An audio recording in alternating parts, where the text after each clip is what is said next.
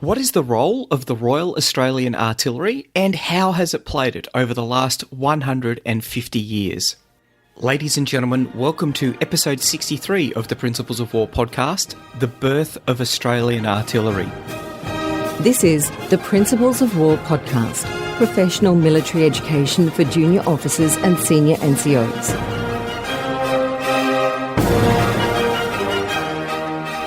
The 1st of August 2021 represents the 150th anniversary of the start of a permanent artillery capability within Australia. And this episode is the commencement of a special series to look at the history of the Royal Australian Artillery and its preceding units in defending the Commonwealth of Australia and its preceding states.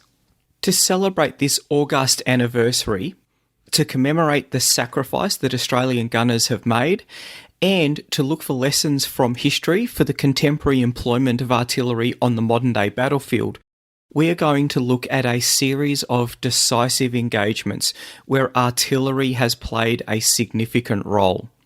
Whilst at first it might appear difficult to glean any lessons from more than a century ago for the employment of artillery, we will see recurring themes like rapid technological changes that drive significant tactical changes on the battlefield, as well as changing strategic circumstances and the requirement for indirect fire support to protect troops and allow them to win on the battlefield. Before we get into the historical lessons, a quick doctrinal review for the employment of artillery. The role of artillery is to maximise the ADF's fighting power through the provision of offensive support coordination and targeting, indirect firepower, surveillance and target acquisition, and ground-based air defence.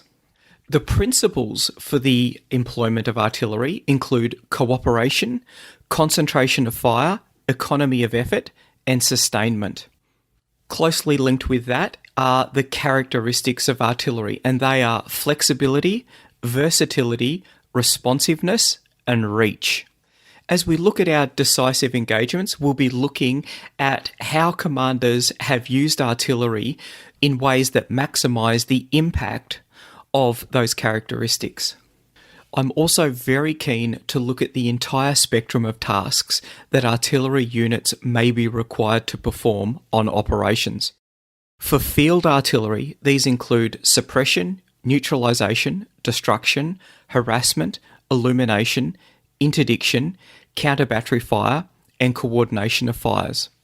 We'll look at the full spectrum of the components of artillery, from anti-aircraft, anti-tank, counter-battery, divisional locating capabilities through to ISR, so intelligence, surveillance and reconnaissance, the role of field, garrison and heavy artillery, and their conduct of the depth battle.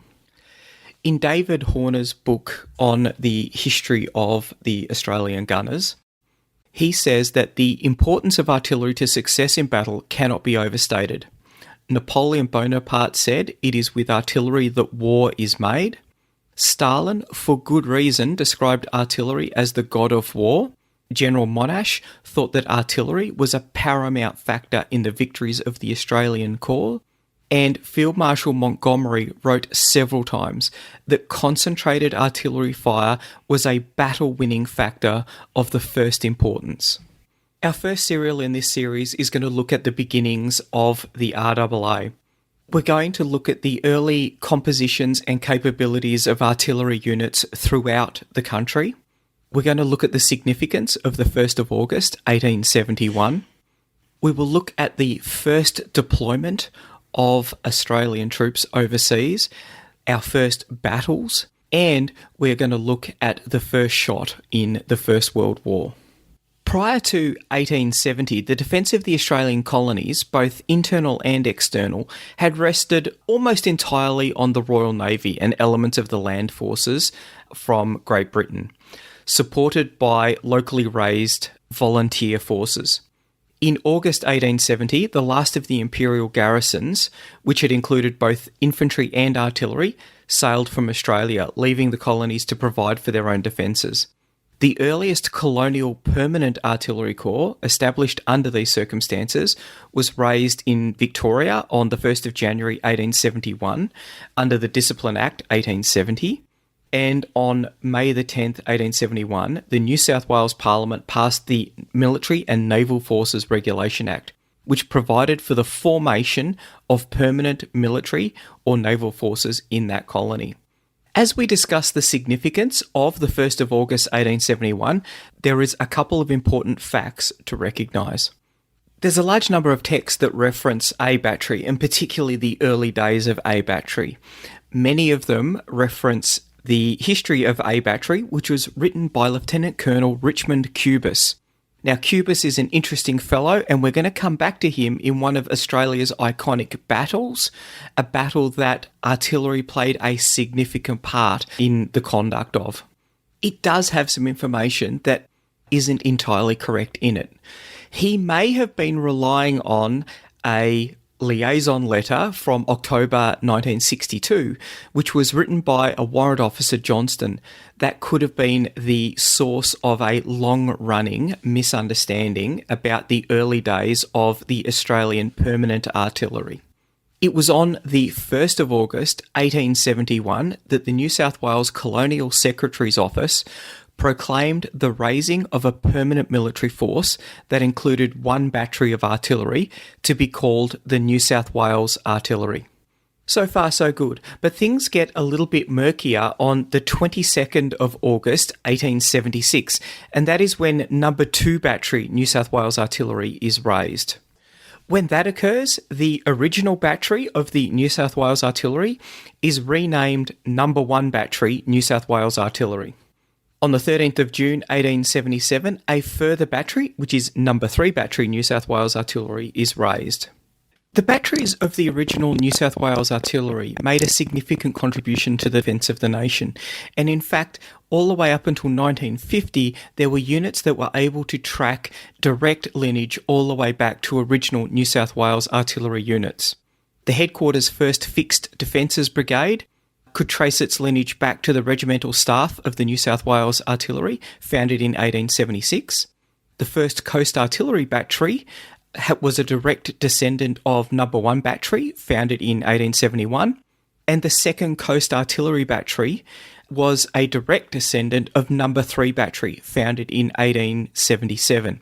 But it was number 2 battery, New South Wales Artillery, that was raised in 1876, that was organised as the first permanent field battery of the New South Wales Artillery in 1889, and it became A Battery, New South Wales Artillery, in 1893, and then A Battery, RAA, in 1902. And this is what is perpetuated by A Battery, RAA, today. It is still the longest continually serving regular unit of the RAA and of the Australian Regular Army. And on the 24th of June 1893, number 2 battery New South Wales Artillery was renamed A Battery. The New South Wales Artillery was exercised in both garrison and field artillery work. Garrison artillery is the technical branch of artillery, and they are responsible for technical gunnery that would occur prior to the First World War. It was established generally to man the guns of forts and the coastal artillery batteries. They would also man the heavy gun batteries that would be a component of the siege artillery. Field artillery was the component of the artillery that is mobile and generally would move with supported troops, so be that the infantry or the cavalry, and to provide them artillery support at the places where they required it. The strategic picture for the states of Australia back in those days was moderately ominous. There were foreign powers of concern, which included the Russians, the French, who had recently annexed New Caledonia in 1853, and this situation was exacerbated by the discovery of gold in New South Wales in 1851, and shortly after, and in larger quantities, in Victoria. In 1883, the Queensland government surprised everyone and annexed Papua for the British Empire. In 1884, the Germans declared the protectorate of the New Britain archipelago and northeastern New Guinea. During this time in Victoria, there was also the development of artillery forces. This was spurred predominantly by internal security needs. Bushrangers around the Plenty River area prompted the idea of the formation of volunteer forces in 1842. And this was reinforced by the Eureka Rebellion in 1854, which was put down by British troops from the 40th Regiment of Foot. Governor Hotham approved a volunteer corps of not more than 2,000, which was later amended to 10,000 in 1860. This is quite a large force. It's actually 1% of the population of Victoria, Victoria only having 1 million people at this time. There was a wide range of artillery units that were formed. Many of them were short-lived. The first of these was the Royal Victorian Volunteer Artillery Regiment, which was formed in 1855. It had been recognised early that a significant component for the defence of Victoria would be placing garrison artillery at Queenscliff and Point Nepean and a range of other places to deter enemy ships from entering Port Phillip Bay. The parlour state of artillery in Victoria is quite evident to see when in 1862 the Russian frigate Svetlana entered Port Phillip Bay and the shore battery was unable to return the customary salute because there was no ammunition available for it. In 1874, Victorian artillery was reorganised to become the Royal Volunteer Artillery Regiment. It was equipped with 18 80-pounder rifled muzzle loaders, 5 of which were at Sandwich, 10 at Williamstown, and 1 each at Geelong, Emerald Hill, and with metropolitan units. Both South Australia and Tasmania were also spurred on by various war scares for the development of volunteer artillery units. An article from The Australian in 1864 highlights some of the issues with the artillery in Australia at this time. The inability of the states to pay for permanent forces meant that they relied heavily on volunteers. And for volunteers, it was the ability to be able to recruit. The article describes some of the problems.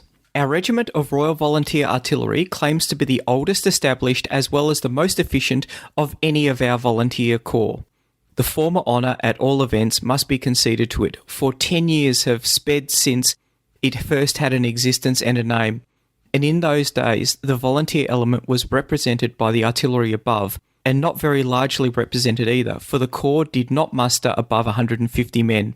In those days, our volunteers were not recognised by the public with the same cordiality as is now the case, and it may be that the corps would never have risen from the small beginnings, but that, fortunately, the command was in the hands of a gentleman who then, as now, was an enthusiast of the volunteer movement. Colonel W.A.D. Anderson, the present commander of our local forces. When the movement provoked in England in 1859 by the French invasion panic, approved by its statesmen, smiled upon by ladies, and sung into fashion by a myriad of poets from Tennyson downwards, spread to Victoria, and volunteering became the rage, not only did numerous rifle companies spring into being, but the artillery corps was largely reinforced. 10 batteries were established in and about Melbourne and 4 at Geelong, including 1 at Queenscliff, and a total force of nearly 700 men was enrolled. The tasteful uniform adopted at this period for the artillery, especially tasteful when compared to the workhouse grey in which the rifles were attired, rendered the corps popular with the smart men about town, and both regards personnel and drill the regiment maintained its crack character. So that article was from 1864, and it hints at one of the issues with a volunteer force, and that is the notice to move. For the garrison artillery in particular, they were often waiting for ships to turn up trying to enter the port. So that meant that they had to be ready almost all of the time. This was a dilemma that for a significant amount of time wasn't adequately addressed. In 1870, the Victorian Permanent Artillery Corps, consisting of about 300 men, was raised. This was the colony's first permanent or regular unit, and it was created to take over responsibility for manning the fortifications that the British garrison had occupied prior to departure. They were also used to instruct the volunteer artillery units. Throughout the rest of the decade, the Victoria's military remained roughly the same size, although it obtained higher levels of efficiency as training opportunities were expanded and its organisation was improved. By the time that the British garrison was withdrawn in 1871, the Victorian military consisted of 206 permanent troops and 4,084 militia and volunteers. 1878 in Victoria sees potentially the first use of Australian troops in the DFAC role. So DFAC, Defence Force Aid to Civil Authority. And this was caused by the Kelly Gang. Australia's iconic bushranger, Edward Ned Kelly, and his gang's robberies in northeastern Victoria and southern New South Wales stretched the Victorian Police force to the limit. Police who were sent to the area were usually urban members with no bush skills and little understanding of the struggles of bush folk. So the government responded by drafting members of the Garrison Artillery to help guard banks. After the raid on the bank at Euroa in December 1878, artillerymen were sent to towns like Seymour and Shepparton to stem local panic about the Kellys, who seemed to appear and vanish at will in remote and rugged Kelly country. On the 28th of June 1880, a further artillery detachment, complete with a 12-pounder field gun, were dispatched from Melbourne by train to take part in the siege at the Glenrowan Inn.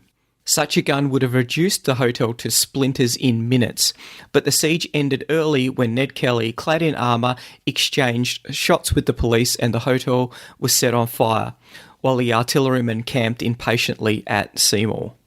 In 1884, in Victoria, the volunteer system was replaced with permanent, which was paid full-time soldiers, and militia, who were paid part-time soldiers. It's worthwhile having a quick look at how some of the equipment was procured for some of these volunteer batteries. In 1884, in Victoria, Sir William Clark had purchased 3 Nordenfeld 10-barrel machine guns. This formed the core of the Nordenfeld or Rupertswood battery that was raised in Sunbury. In 1889, it changed its name to the Victorian Horse Artillery and was divided into 2 half batteries. The left half at Werribee Park, which was run by the Chirnside family, and the right half at Rupertswood, run by the Clark family. The Werribee battery was disbanded in 1893, while the Rupertswood battery continued until 1897. The Victorian Horse Artillery was a volunteer corps that reflected Melbourne's social hierarchies. Sir William Clark was a wealthy landowner and grazier, and his son Rupert commanded the battery. The Clarks provided 60 horses for the Horse Artillery at substantial cost. So this represents a significant contribution to the defence of the state by citizens of the state. They're actually, not only are they supplying horses, but they also provided the land for training activities to occur on, and they provided the equipment themselves. On the 18th of March 1884, a British outpost in Khartoum was besieged by followers of the Mahdi, and on the 26th of January 1885, Major General Charles Gordon was murdered in the siege. John Coates, in his book An Atlas of Australia's Wars, described that when news reached Australia on the 6th of February 1885, it caused a surge of martial patriotism which only could have occurred during the Victorian era. Within hours, the Premier of New South Wales, W.B. Daly, without consulting Parliament, had conceived a scheme to raise a force of infantry and artillery to dispatch to the Sudan to assist the Anglo-Egyptian force to avenge Gordon's death. What was impressive was that 30 officers, 740 men and 218 horses were dispatched within 2 weeks. Horner, in his book, describes the send-off. A crowd of over 200,000 Sydney-siders gathered to farewell the expedition when it sailed from Circular Quay on the 3rd of March. Bands played The Girl I Left Behind Me, while supporters shouted Advance Australia or Give It to the Mahdi. With the guns of HMS Nelson and Fort Macquarie firing salutes, the transport ships pulled away and steamed down the harbour. The first ship, carrying mainly infantry, arrived at Suakin on the 29th of March, and the artillery landed 2 days later. New South Wales had offered 2 batteries, but only one was requested by the British. The New South Wales artillery at the time was equipped with 16-pounders, but these were thought to be too heavy for operations in the Sudan. So they were going to receive 6 9-pounder rifled muzzle-loading guns and ammunition when they arrived at Suakin. The artillery contingent consisted of 7 officers and 168 other ranks, 11 ORs in the ambulance, 7 ORs in the small arms ammunition train, and 11 ORs in the staff. There was also 2 battery sergeant majors with the contingent. This battery consisted of a nucleus of 40 ORs from No. 2 Battery, New South Wales Artillery, and drew in a lot of Garrison artillery gunners from the other batteries. The volunteers made up the rest of the force, and they would sign on for the length of the contingent's deployment. The artillery arrived the day before the contingent was to head out, and it needed to be issued with its new guns, conduct training, get the horse teams organised, and acclimatise, so it was agreed that they would stay and support other tasks. After 10 days, they moved out to the front at Handoob. There were no tasks there for artillery, but they were employed as mounted scouts.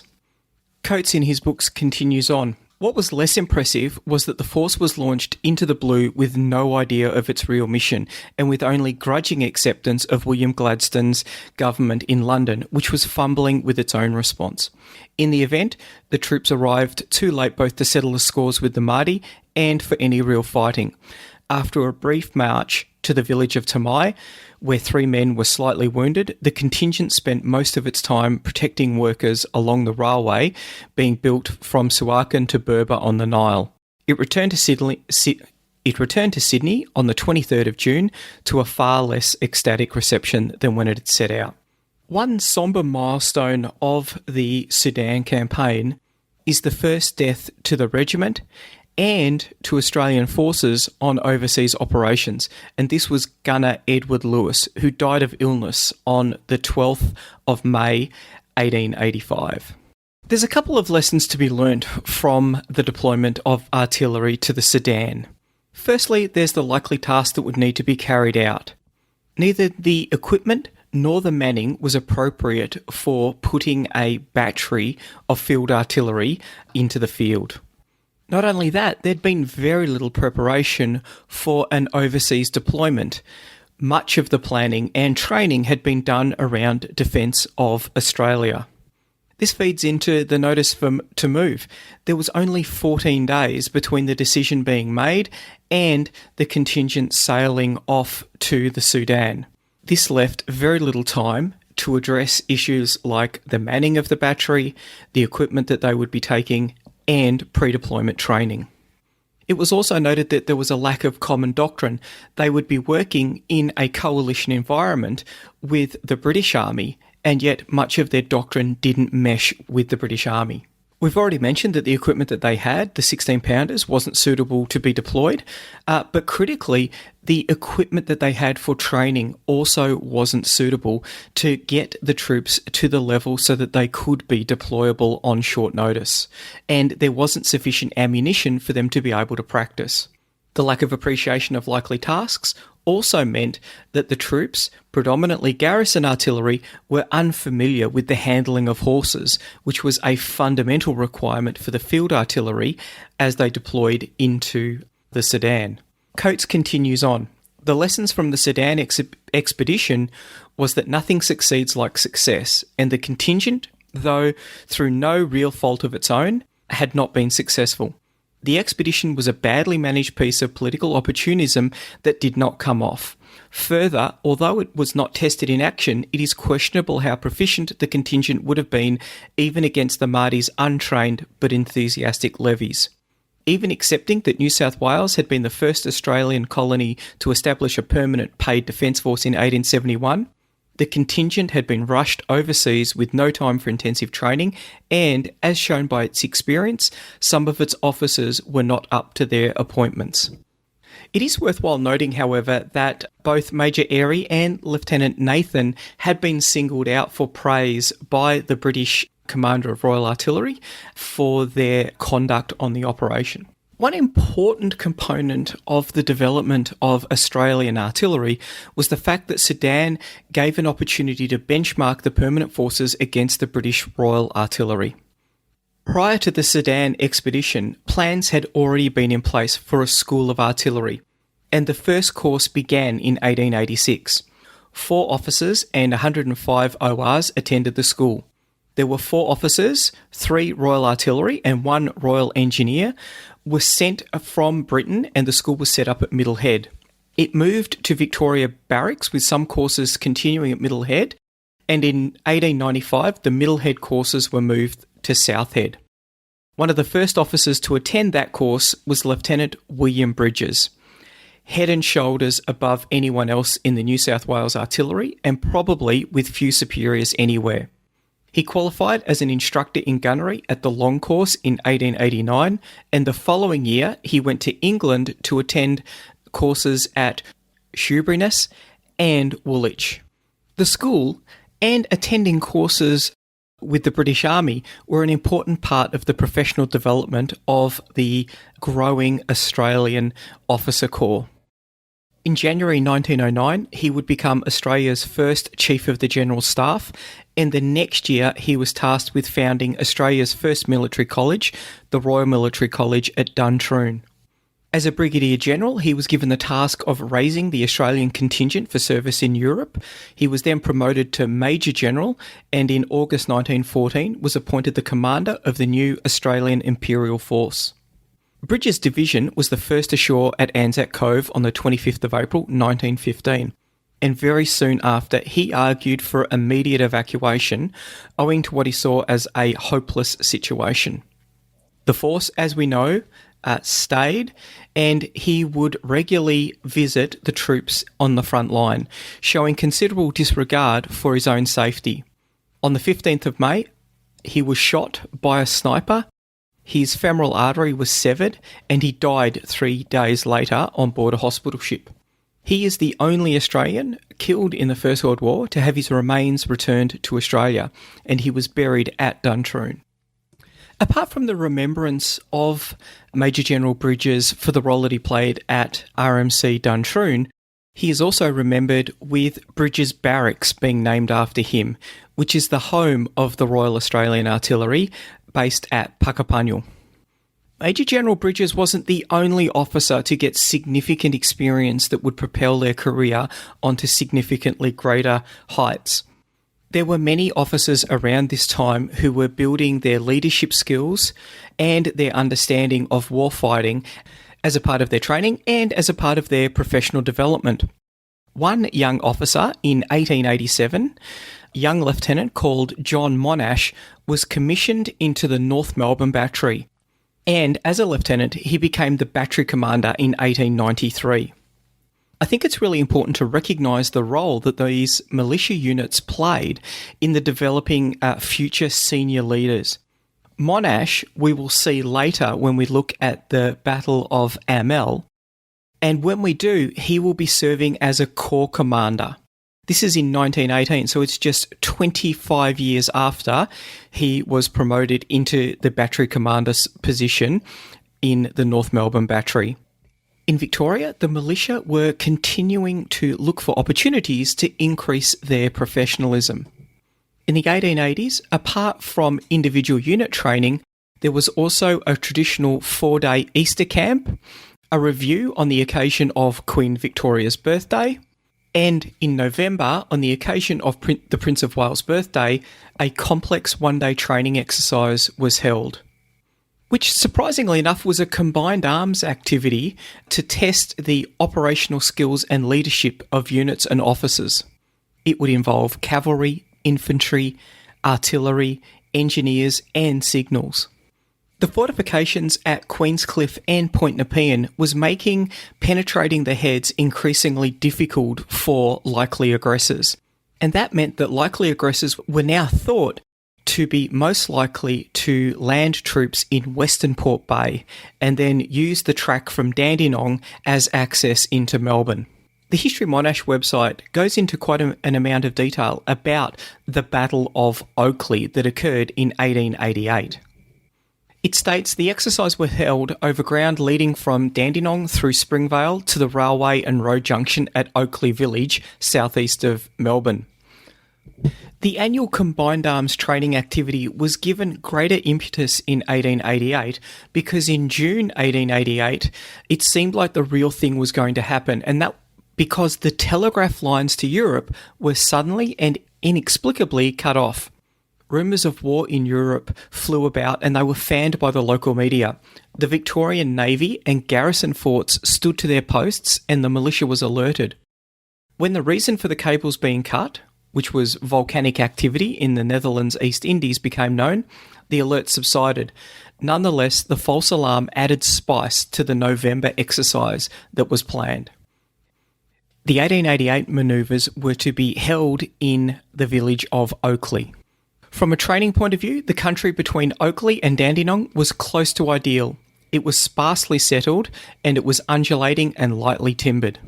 The forces that took part were a part of the Victorian Defence Force. This had been reorganised in 1884 with a militia, so a part-time but paid force, which was strengthened with a staff of permanent officers and non-commissioned officers who were mainly ex-British Army. The scenario for the exercise was the advance guard of an attacking force, which was the Red Force, which had landed in Western Port Bay, was advancing on Melbourne and aimed to capture Oakley Village and the railway junction. The Red Force advance guard consisted of A and B batteries of the Field Artillery Brigade, along with 6 Armstrong 12-pounders, rifled breech-loading guns. The batteries arrived in Springvale after a route march from Melbourne on the 8th of November and camped there overnight. The guns were accompanied by the 1st and 2nd Battalions of the Victorian Rifles. The Blue Force, or the Defenders, was made up of a detachment of the Nordenfeld Battery, a detachment of the Victorian Artillery, acting as infantry, C Battery Field Artillery, the Field and Telegraph Company of Engineers, and a detachment of mounted rifles, along with 1 battalion of senior cadets. They were also accompanied with a medical department, which included several bearer parties working with the fighting line during the action, and the first dressing station for the defence was established at the rear. The engineers helped dig in the guns of C Battery and also put in 100-pound mines to the front from where it was expected that the enemy would advance. They also laid 2 telephone lines about a mile long, reaching from the base of the defensive positions to its outposts by either flank, and fixed them with Ada telephone, a new appliance which was kept in operation all through the action with very good results. As we're coming towards the end of the 19th century, we can see a growing commitment to professionalism within Australian artillery. We've got the development of the School of Artillery, which took candidates from other states as well. It wasn't just New South Wales officers and ORs who were attending courses there. And we've got participation in combined arms activities. This highlights the foresight that those exercise planners had as far as the revolution in military affairs were proceeding, because the development of combined arms capabilities is critical, and we will see that on the battlefields of the First World War. Skills were gradually improving. In 1893, a team from the Victorian Horse Artillery attended a military tournament at Woolwich, and their driving was observed to be faultless, and the display was heartily applauded. They ended up providing an escort to Queen Victoria and were photographed with her at Buckingham Palace. And in fact, Lieutenant Ryan of the Victorian Horse Artillery won 2nd prize in a lemon cutting contest for officers. Now, it took me a little bit of time to research what a lemon cutting contest is, and it is literally that. They have a lemon on a string, and the protagonists would ride up at the gallop with swords drawn and cut the lemon. Incidentally, a New South Wales cavalry team also placed well in the lemon cutting. In July 1899, the Permanent Artillery of Queensland, New South Wales and Victoria became regiments of the Royal Australian Artillery. Thus, a start had been made to form the Australian Army prior to the 1st of March 1901, when the states transferred to the Commonwealth slightly more than 29,000 troops, 1,700 of which were permanent. However, until the Defence Act of the 22nd of October 1903 was passed, these troops continued to be administered under the relevant state acts. However, we are getting a little ahead of ourselves because we do have one more overseas deployment to discuss before the birth of the Australian Army, and that is the Boer War. And that is something that we will cover in the next episode. The Principles of War podcast is brought to you by James Ealing. The show notes for the Principles of War podcast are available at www.theprinciplesofwar.com for maps, photos and other information that didn't make it into the podcast. Follow us on Facebook or tweet us at Surprise Podcast. If you've enjoyed this podcast, please leave a review on iTunes and tag a mate in on one of our episodes. All opinions expressed by individuals are those of those individuals and not of any organisation.